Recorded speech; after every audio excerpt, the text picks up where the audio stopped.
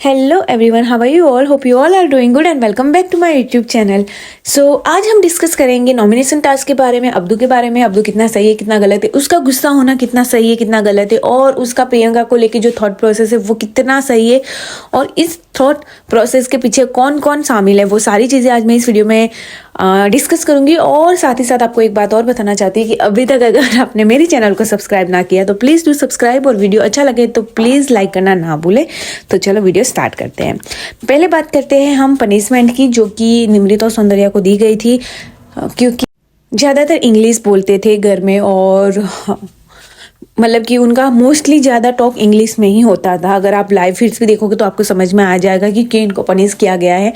और बात करते हैं अब नॉमिनेशन टास्क के बारे में, तो बहुत अच्छा माहौल क्रिएट किया गया था, एकदम डरावना, जैसे कि हेलोवीन भी है तो उस हिसाब से सब कुछ क्रिएट किया गया था। और इसमें बहुत सारे लोगों की ना मुंडी कट गई है, बहुत सारे लोग ना उदास हो चुके, सैड हो चुके, बहुत सारे चेहरे सामने आ गए खुल के, और बहुत कुछ अंदर जो लोग ना बिगी बिल्ली बन के बैठे थे, या जो लोग खुल के सामने नहीं आ रहे थे, उन सबको आज खुल के सामने ला दिया है बिग बॉस ने इस नॉमिनेशन टास्क के थ्रू।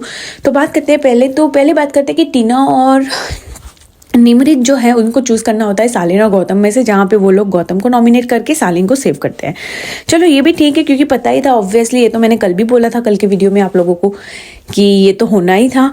और अब बात करते हैं हम, देखिए जहाँ पे बहुत सारी चीज़ें होती है, जहाँ पे अब्दू की बात करते हैं, आज प्रॉपर एक वीडियो मेरा है ना अब्दू के लिए, क्योंकि अब्दू का आज मैंने बहुत सारा ऐसी फुटेज देखी है जहाँ पे अब्दू का ब्रेकडाउन हुआ है, अब्दू हर्ट हुआ है, अब्दू गुस्सा हुआ है, अब्दू का इमोशन वो दिखाई दे रहा था। लेकिन मुझे एक गलत चीज़ ये लगी, अब्दू जब शिव, एमसी और गौरी के साथ बैठा होता है तब वो कुछ और होता है, जब वो साजिद के साथ बैठा था तब उसका कुछ और ही माइंडसेट होता है।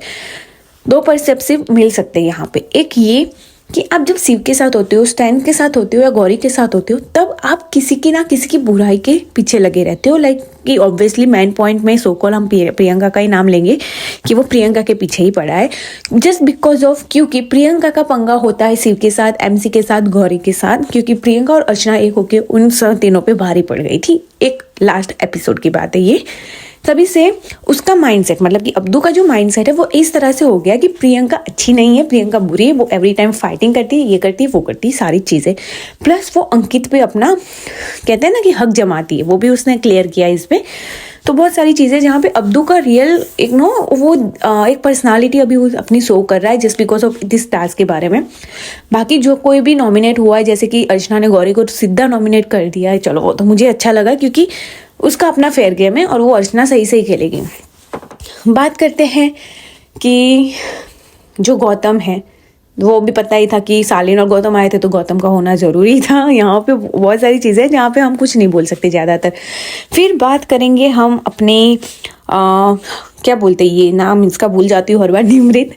तो निमृत का भी मुझे पता था कि यही जाएगी, और फिर अब्दू का भी मुझे पता था, टीना का भी मुझे पता था, और सुम्बुल ने जो डिसीजन लिया है वहाँ पे, जब मतलब उनका अपना एक डिसीजन इस तरह से होता है ना कि शिव को नॉमिनेट करना है, कि तो ऑब्वियसली यहाँ पे अगर आप पर्सनली देखोगे तो बहुत सारी चीज़ें बिगड़ेगी। लेकिन अगर आप एक सही तरीके से देखोगे तो गेम के हिसाब से तो जो स्ट्रांग है उसको निकालना चाहिए। आप स्ट्रांग को बचा के रखोगे तो क्या मिलेगा आपको और ज़्यादा कॉम्पिटिशन, आप अपने कॉम्पिटिटर को ही निकालोगे ना। लेकिन आज के टास्क में बहुत सारी चीज़ों में ये देखा गया है कि नहीं, वो स्ट्रांग है उसको रखते, इसको जाने देते, वो स्ट्रांग है इसको रखते, उसको जाने देते। मतलब ये थॉट प्रोसेस समझ में ही नहीं आ रहा था लोगों का। लेकिन फिर फिलहाल जिन लोगों ने फेयर किया उन लोगों ने फेयर किया, जिन लोगों ने अनफेयर था उनका अनफेयर ही था। बहुत सारी चीज़ों में लाइक उतार चढ़ाव आए, जैसे गौतम और टीना की फ्रेंडशिप की बात कर, तो गौतम ने सोचे समझे बिना ही, जैसे कि बिग बॉस ने भी किया। फिर फेयर की बात करें तो टीना अपने आप को नॉमिनेट करना चाहती थी, बिकॉज वो सालिन और गौतम दोनों को बचाना चाहती थी। वो बहुत हार्ड था उसके लिए, वी अंडरस्टैंड, क्योंकि दोनों उसके बहुत अच्छे फ्रेंड है।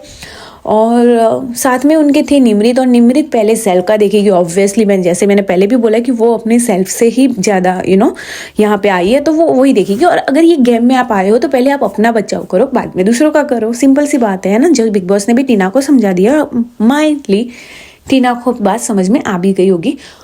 लेकिन गौतम का अपना एक पॉइंट ऑफ था, अपना एक मोटिव था जो वो शेयर नहीं कर पा रहा है। पता नहीं क्यों मुझे ऐसा लग रहा है कि वो खुल के अभी आ नहीं रहा है, उसको और खुलना चाहिए।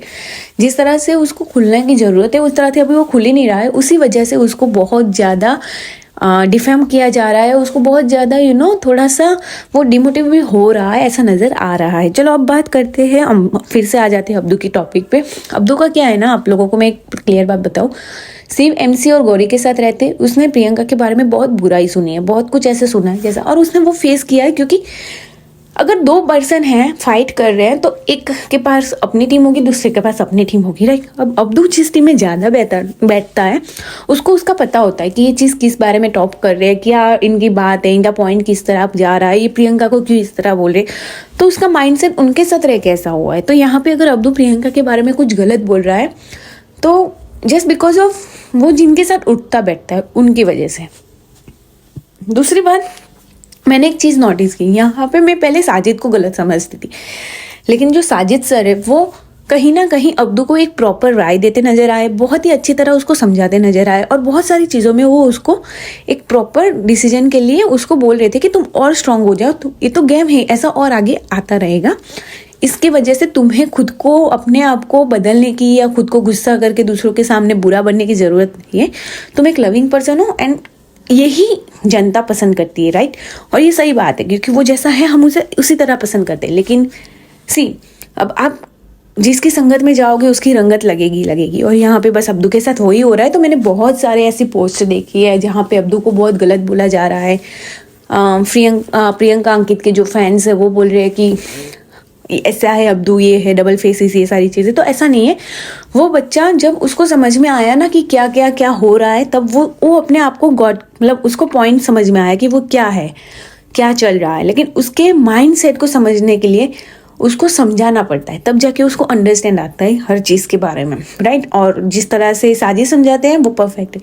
लेकिन अगर आप एक बात और नोटिस करोगे, जब वो शिव स्टैन और गौरी के साथ बैठा था तब वो साजिद की भी बुराई कर रहा था बिकॉज ऑफ अंकित के मिलके, कि अंकित को ये वो सारी चीज़ें है ना, तो उनकी भी बुराई कर रहा था। फिर जैसे देखा पीछे से साजिद और सुम्बुल आ रहे, how he reacting like, Sumbul आ रही है, साजिद आ रहा है, सर आ रहे हैं, ब्रो आ रहे हैं, bro Sajid bro is coming, तो ये जो है यहाँ पे उसकी स्मार्टनेस, उसकी गेम का जो एक लेवल है वो समझ में आ रहा है कि वो क्या करे।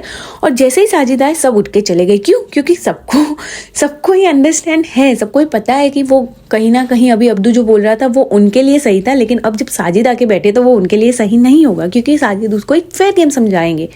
और हम जो बैठे हैं यहाँ पे वो तो अपने हिसाब से अब्दू को नचा सकते हैं, अपने जो उनका कन्विंसिंग पावर जो है उनका, उस हिसाब से मैं बात कर रही हूँ। यहाँ पे किसी को हेट नहीं कर रही हूँ, लेकिन यहाँ पे हाँ ये क्लियर नज़र आ रहा है कि शिव स्टैन और गौरी है वो कहीं ना कहीं अब्दू को, हर एक इंसान के जो लोग उनको पसंद नहीं है उनके बारे में वो एक अलग थॉट प्रोसेस अब्दू के माइंड में सेट कर रहे हैं। और जो साजिद है वो किसी के बारे में गलत, किसी के बारे में बुरा नहीं, किसी की अच्छाई कुछ भी नहीं, वो एक ह्यूमन की तरीके से वो अब्दू को वही समझाते हैं जो उनके लिए क्लियर, जो अब्दू का भला सोच के बोल रहे होते हैं। तो बहुत सारी चीज़ें सामने आई है, लेकिन यहाँ पे अगर अब्दू को अपनी गेम स्ट्रॉन्ग करनी है तो उसको खुद को समझना चाहिए कि कौन सही है कौन गलत है, ना कि दूसरों के पॉइंट और ओपिनियन से खुद को डिसीजन लेना पड़े। तो होपफुली नेक्स्ट टाइम हम देखेंगे कि अब्दू अपना अकेले डिसीजन लेगा, नॉट कि वो साजिद के या शिव के सोच के। बहुत सारी चीज़ें थोड़ा इमोशन से था, रोना वोना समझ में नहीं आया क्यों, बिकॉज अब्दू इसलिए नॉमिनेट हो रहा है जस्ट बिकॉज ऑफ सुम्बुल का कहना, ये सारी चीज़ें नहीं है। अगर देखा जाए तो वो पहले से भी पता था, और फर्स्ट डे जब बात करेंगे तो साजिद ने खुद नॉमिनेट किया था, टीना ने और दोनों ने। तो इट्स ओके, ये सब गेम है और गेम के हिसाब से सब चलता रहेगा।